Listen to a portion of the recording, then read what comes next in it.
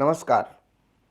मैं हूं सच्चिदानंद वशिष्ठ और सज्जनों, आज जो मैं आपको जानकारी दे रहा हूं ये आपके जीवन में बहुत काम आने वाली बात है। आप जब भी कभी हवन करवाते हैं तो आप पंडित जी से कहते हैं कि पंडित जी आज हमारे यहाँ हवन कर दीजिए, और पंडित जी भी आए, अपने कुछ पूजा की, अग्नि प्रज्वलित की और उन्होंने जो है कुछ मंत्रोच्चारण किया और वो जो हवन करवा के चले जाते हैं। लेकिन हर हवन हर दिन नहीं हो सकता, क्योंकि अग्नि जो है 3 जगह वास करती है।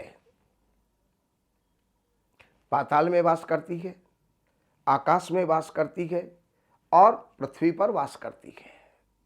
और पृथ्वी पर हम हवन कर रहे हैं तो उसमें यह देखना आवश्यक हो जाता है कि अग्नि का वास पृथ्वी के ऊपर है या नहीं है।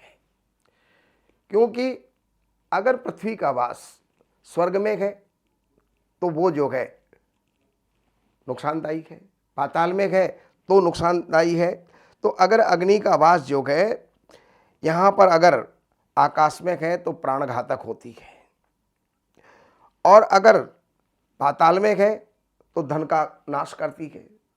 हवन भी करवाया और फिर बाद में हम कहें हम तो रोज हवन करवाते गए, हर महीने हवन करवाते गए, हर हफ्ते हवन करवाते गए, फिर भी जो है हमारे यहाँ पर नुकसान क्यों हो रहे हैं, तो उन बातों को आपने सीखा ही नहीं, आपने किसी से पूछा ही नहीं, आप उनको जानते ही नहीं हैं। आप मात्र केवल अग्नि में आहुति डालना यही आप जानते हैं कि हवन हो गया।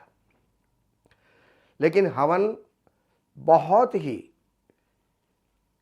एक शास्त्रीय प्रक्रिया है, बहुत ही विद्वान हो और उसी के द्वारा जो है आप हवन करवाइए, और उसमें भी अग्नि के वास की जानकारी होना बहुत जरूरी है। तो अग्नि कब कब कहाँ कहाँ वास करती है, तो इस बात की जानकारी हम आपको देते हैं। देखिए, जिस दिन भी आप हवन करवा रहे हो, सबसे पहले उस दिन की तिथि को ले लीजिएगा।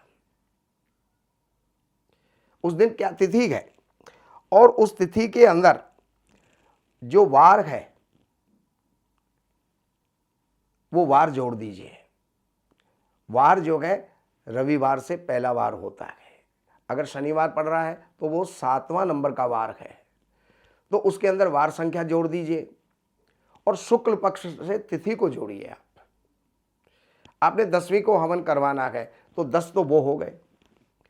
वार मान लो वहां पर शनिवार पड़ रहा है तो वो शनि जो है वो वहां पर 7 संख्या आप जोड़ेंगे, और उसके अंदर आपको एक और मिलाना है। तो 10 और 7 17 और 1 18। अब उसके अंदर आप 4 का भाग दीजिए।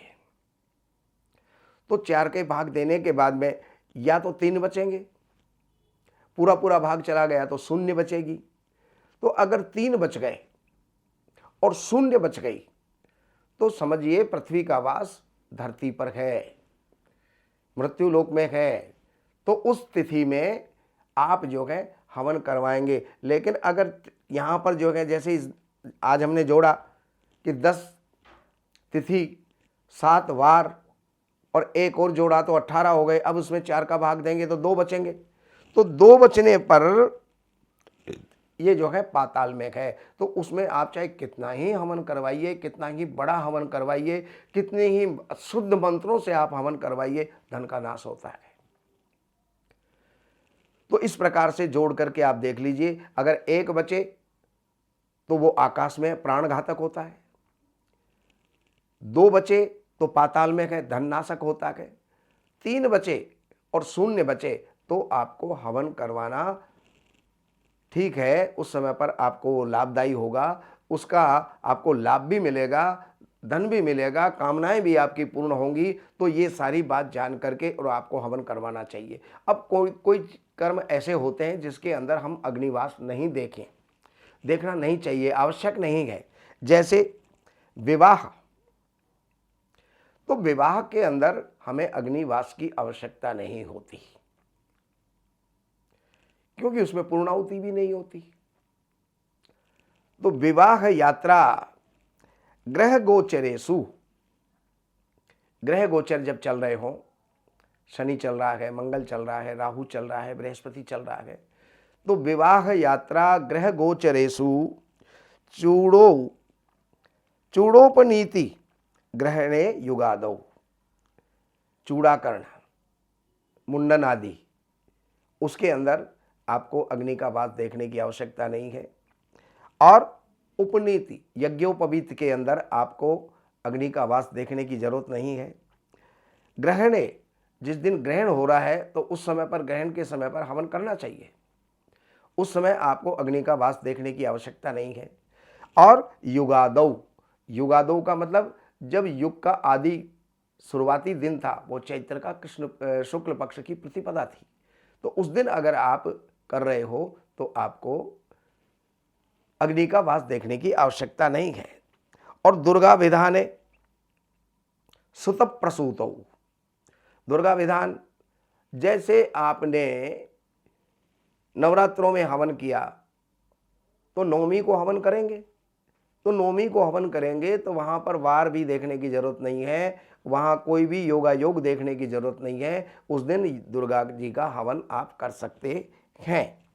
और सुत प्रसूतौ, जब बच्चा पैदा हुआ है तो घर की शुद्धि के लिए जब आप हवन करते हो तो 11वें दिन या 15वें दिन आपको करना होता है, तो उस दिन भी आपको अग्नि का वास देखने की आवश्यकता नहीं है। बाकी कोई भी आपके जो है काम्य कर्म है, कोई यज्ञ है, कोई अनुष्ठान है, तो उसके अंदर अग्नि का वास आपको अवश्य देख लेना चाहिए। बाकी और जानकारियों के लिए इन नंबरों पर संपर्क करके, कार्यालय से अपॉइंटमेंट लेकर के, कार्यालय की सेवाएं अर्पण करके, और आप जो भी जानना चाहते हैं वो जान करके लाभ उठा सकते हैं।